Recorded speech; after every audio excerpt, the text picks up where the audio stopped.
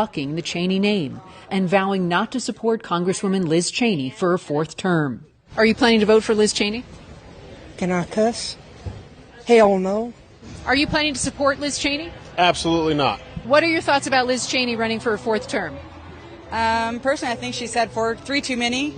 Keep in mind, in 2020... Can I cuss? Well, hell no. Wait till you see the rest of that CNN video. You're going to absolutely love it. It is officially curtains for Liz Cheney. The queen of the neocon rhinos is about to lose her seat in a primary landslide. We're going to watch the rest of that CNN video. We're going to see what's really behind the fall of not just Liz Cheney, but more and more the Republican establishment and the rise of the new Trumpian GOP. You are not going to want to miss this. Greetings, everyone. It's me, Dr. Steve, your Patriot Professor, coming to you from rural New York. I'm on a family vacation this week, but I'm still your Patriot Professor, here to help you to think better so you can feel better in these crazy and turbulent times. So make sure to smack that bell and subscribe button. Also make sure to click on the link below and visit our good friends over at Goldco. There has never been a better time to invest in the timeless values gold and silver than right now. And if you've got $50,000 or more in your savings, Goldco is where it's at. They want you to succeed so much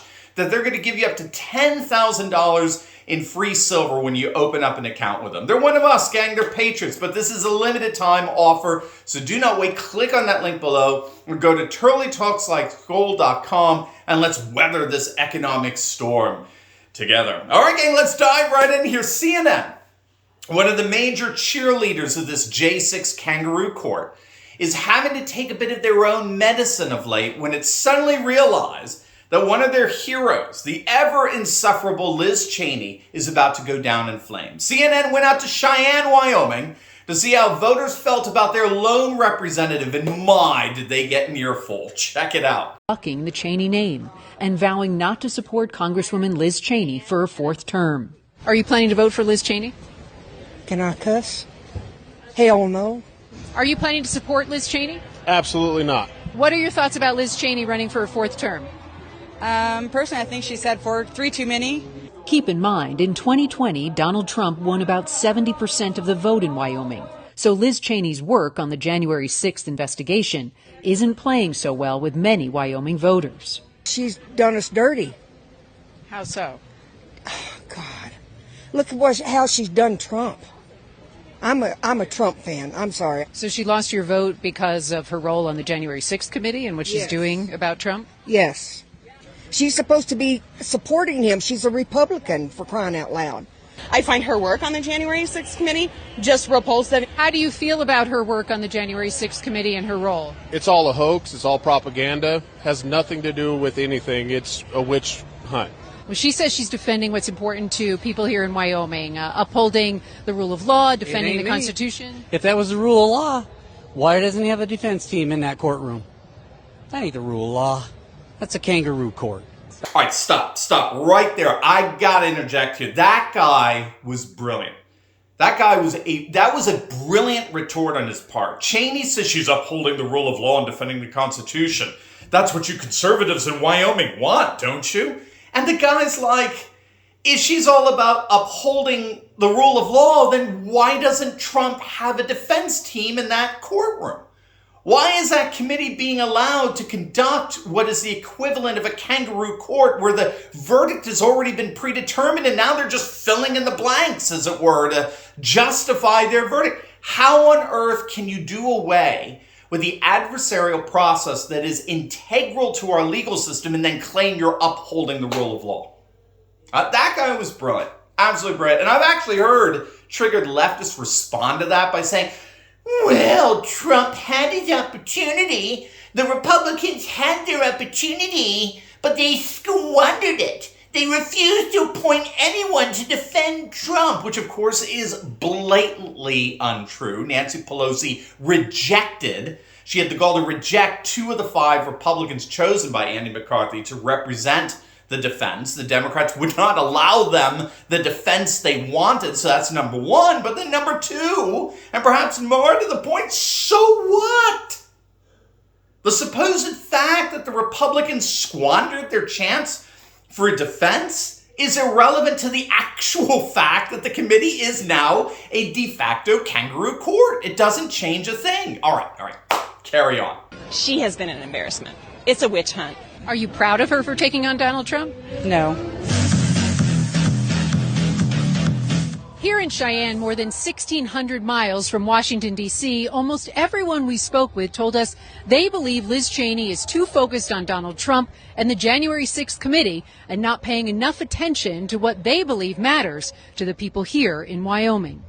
She doesn't know what her constituents want here anymore because she's lost touch with the values of the people. I don't feel like she supports her people here in Wyoming anymore. The things that she's voting for don't really reflect what the people here in Wyoming feel. Now, what you just heard was basically a montage of what we've been reporting on now for these last 5 years, ever since this channel began. Over the last several years, there's been a massive tectonic shift in political allegiances that scholars have referred to as realignment. And it's not just happening here in the United States, it's actually happening all over the globe, but particularly, for example, in British politics. But of course, it's happening here as well. Political realignment involves the breakdown of the bonds that used to exist between traditional political parties and their constituents. And this breakdown in the bonds that voters have had with traditional parties is making it easier for new political challengers to rise up and take the party and the nation in a new direction. So for example, in Britain, get this. In the 1960s, around 50% of the British population felt strongly aligned to one of the traditional parties, right? Either the Tories or Labour. In 2015, only 10% were strongly aligned with one of those parties. Party loyalty has dropped from 50% to 10% in a matter of just a few decades. And when you look at the Brexit issue, support for Brexit cut directly across the traditional party electorates and created an extraordinarily difficult situation, particularly for the left-wing Labour. Most of Labour's constituents, the working class, right? Most of them supported Brexit, while their Labour members of parliament opposed it. So this is realignment. It's also known as de-alignment, right? Where the constituents end up de-aligning themselves from any fidelity, any loyalty to a particular political party. And that's giving new political leaders the opportunity to take the country in a new direction. And that is exactly what makes Donald Trump so significant. Trump was and is a third-party candidate who won a major party nomination. Trump was a third-party candidate who won a major party nomination. And so it's no surprise that the traditional representatives of the GOP, like someone with the name Cheney, have completely lost any sense of loyalty among their constituents. And it's not just Cheney, in fairness, right? The name Bush has also completely imploded in terms of any semblance of party loyalty. Did you know that as a result of that recent primary loss by George P. Bush for Texas's Attorney General, this is the first time in 4 generations a Bush is not serving in public office. It's just another indicator of the tectonic political shift that we're seeing today. The old guard is losing. They're gone. And that's because they represent an old political order that no longer reflects the values, interests, and concerns of their constituents. Those constituents are realigning around new representatives who have successfully bridged the gulf between the values, interests, and concerns of party leaders with the values, interests, concerns of the people, the constituents. And no one did that like Donald J. Trump. And no one is about to find that out more blatantly than Liz Cheney. All right, gang. Make sure to comment, like, and subscribe. And before you go, make sure to check out my latest video on Peter Doocy, absolutely humiliating Biden's bumbling press secretary as more and more pundits admit the Democrats are officially doomed. You're not going to want to miss it. So make sure to click on that link, and I will see you over there. God bless.